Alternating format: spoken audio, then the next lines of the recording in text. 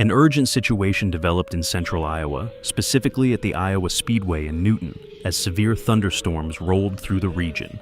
Tornado sirens blared, sending drivers, crews, and thousands of spectators scrambling for cover on Friday afternoon.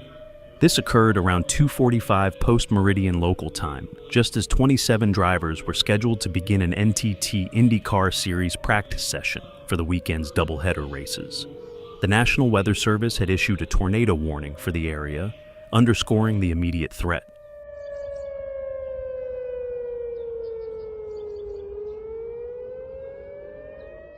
Dramatic photos and videos shared from southeast Iowa captured the ominous, rapidly swirling skies over the nearly 1-mile-long oval track as the storms approached and moved through. Over the loudspeaker, an announcer could be heard urgently stating, "Please seek shelter immediately." A tornado warning is in effect, instructing attendees to move towards safety.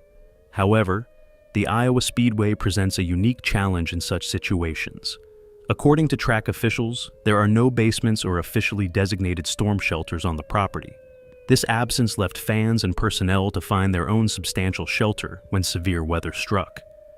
Track staff were heard encouraging people to consider heading towards their personal vehicles as a last resort. This advice aligns with guidance from the American Red Cross for situations where no safer option is available, which suggests getting into a vehicle, buckling your seatbelt, and keeping your head below the windows. It's a critical point, however, that meteorologists consistently caution that vehicles can be extremely dangerous during significant tornadoes. They can be tossed like toys by powerful winds, offering minimal protection against direct impact or flying debris. During a confirmed bona fide tornado, forecasters generally advise people to seek the lowest available ground, such as a low-lying ditch, and cover their heads to protect their bodies from flying debris, acknowledging the inherent risks of any outdoor option. A confirmed tornado actually touched down 1.5 miles from the Iowa Speedway, emphasizing just how close the threat was. Thankfully, after the storms passed, there were no immediate reports of injuries or significant damage directly at the Iowa Speedway or in the immediate southeastern Iowa area affected by the tornado. The practice session, however, was canceled due to the weather, and the track would require an hours-long delay to dry out from the heavy rainfall. The good news for race fans is that the weekend forecast beyond Friday's storms looks much more favorable for the IndyCar doubleheader races. Most of the rain was expected to move out of the area overnight. The Fox Forecast Center anticipates clearer skies and pleasant summer temperatures for both race days, with lows around 60 degrees and highs in the 80s.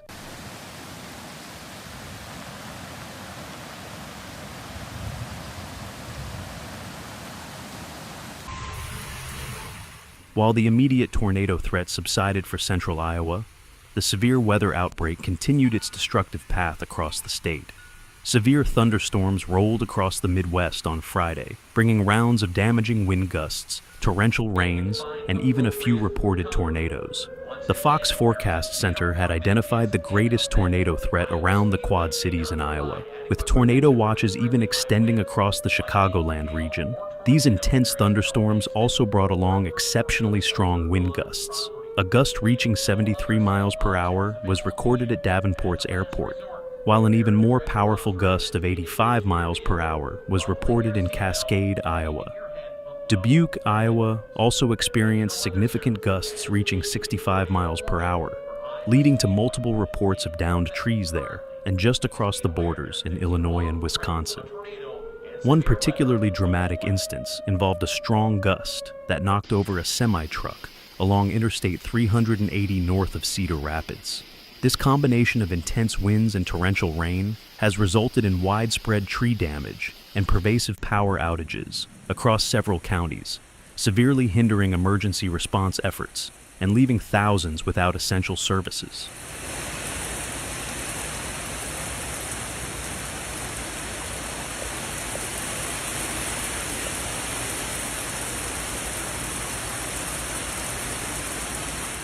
The most catastrophic impact of this widespread severe weather has materialized as widespread flooding, particularly devastating communities in the eastern part of the state, most notably Davenport. A rare flash flood emergency, the highest level of flood alert, remains in effect for the Quad Cities metropolitan area. This designation from the National Weather Service is reserved for exceedingly rare situations, where extremely heavy rain is leading to a severe threat to human life and catastrophic damage from a flash flood is actively occurring or is imminent. It's a stark warning of the immediate life-threatening danger. Over the past 24 hours, more than 3.5 inches of rain, with some localized areas reporting over 4 inches, has inundated Davenport. This intense rainfall, concentrated over a very short period, has completely overwhelmed the city's urban drainage infrastructure. To provide context, Davenport typically receives an average of about 36 to 40 inches of precipitation over an entire year. Receiving such a significant fraction of that annual total in just a few hours places immense and unmanageable stress on storm drains, culverts, and retention systems.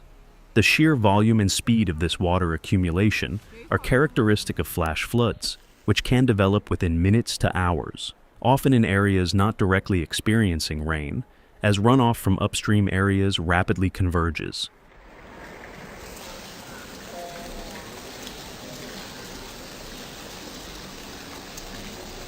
So scary. Zoom out. I'm pretty sure there is people in there. The National Weather Service is issuing urgent and repeated pleas to residents in Davenport and Bettendorf. Seek higher ground immediately. Evacuation orders are in effect for the most vulnerable areas, and it is absolutely crucial to understand that attempting to drive through flooded roads is exceedingly dangerous and can be fatal. Just 6 inches of moving water can knock an adult off their feet, and as little as 12 inches of moving water can sweep a small car away. Furthermore, the underlying road surface may be completely washed out, concealing dangerous debris, open manholes, or sudden drop-offs that are invisible beneath the murky water.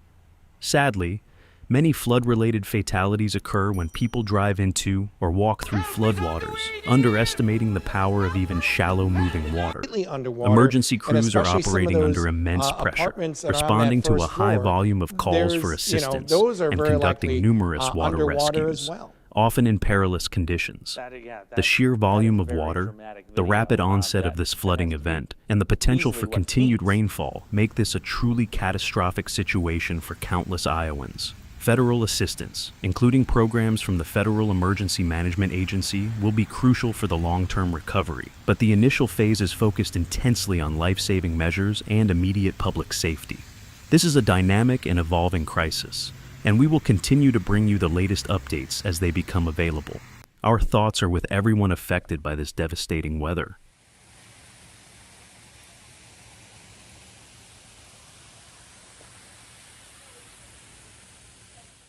Thank you for watching. See you in the next video.